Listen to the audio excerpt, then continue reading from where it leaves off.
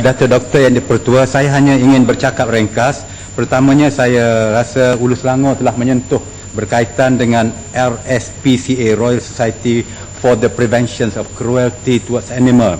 Saya ingin bertanya kementerian sama ada sokongan secukupnya telah diberikan kepada RSPCA ini supaya ianya dapat berjalan dengan baik dan supaya image Malaysia yang tulen dan bukannya hanya berbentuk seperti suatu aktiviti sukarelawan elit-elit tertentu sahaja, kerana saya yakin bahawa matlamatnya adalah baik. Jadi saya ingin bertanya kementerian tentang itu.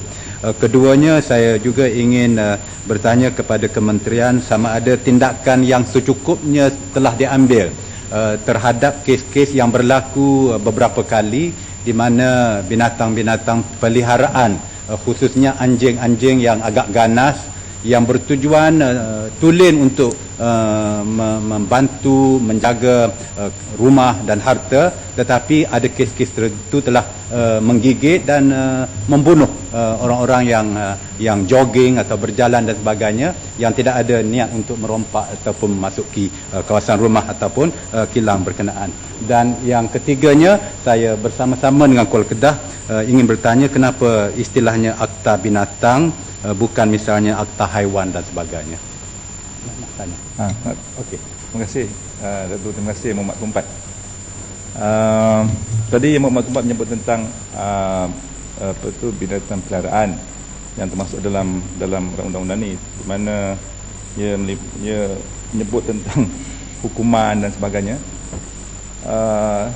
Saya nak tanya kepada Muhammad Tumpat, mungkin juga boleh disambungkan perkara ini kepada pihak kementerian, iaitu seperti mana yang kita semaklum, ramai ustaz, ulama mengatakan bahawa Nabi menyayangi kucing, tetapi disebut juga bahawa walaupun kucing adalah kesayangan Nabi, tapi sekiranya kucing itu menyakiti ataupun mengganggu jirannya, maka Nabi melarang.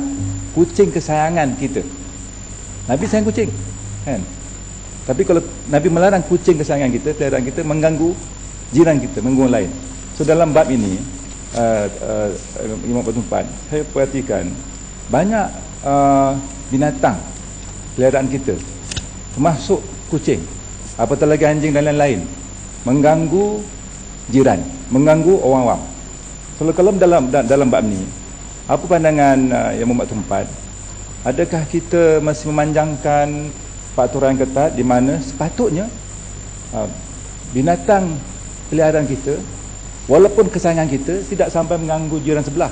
Ada kucing datang malah anjing yang sengaja membuang najis di hadapan rumah kita. Bukan anjing, kucing pun ada. Malah saya ada juga yang bunyi anjing di sebelah, kucing di sebelah, mengganggu waktu tidur kita dan sebagainya, ataupun nakutkan kita. Apa pandangan yang Muhammad Tumpat? Mungkin Muhammad Tumpat boleh bantu dalam bab ni. Sekian, terima kasih.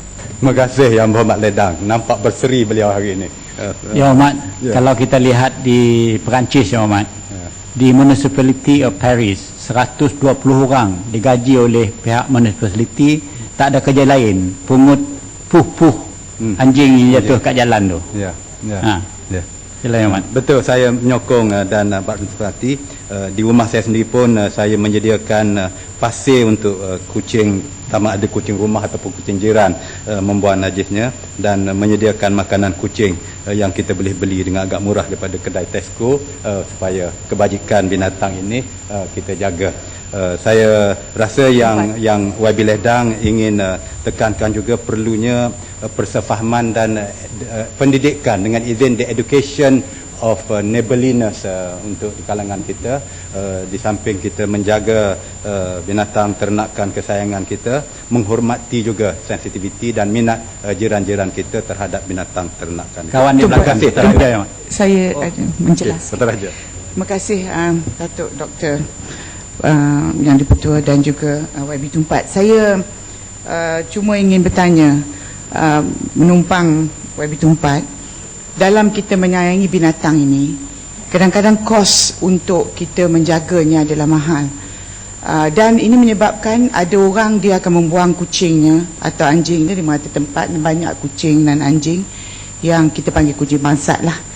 Cuma masalahnya sekarang ini, ya disebut begitu, ya kita ada ini. Cuma kadang-kadang kita nak bawa kucing ke veterinary ni agak mahal untuk memandulkannya. Kerana kalau kita tak buat begitu, maka populasinya bertambah dan akan menyusahkan.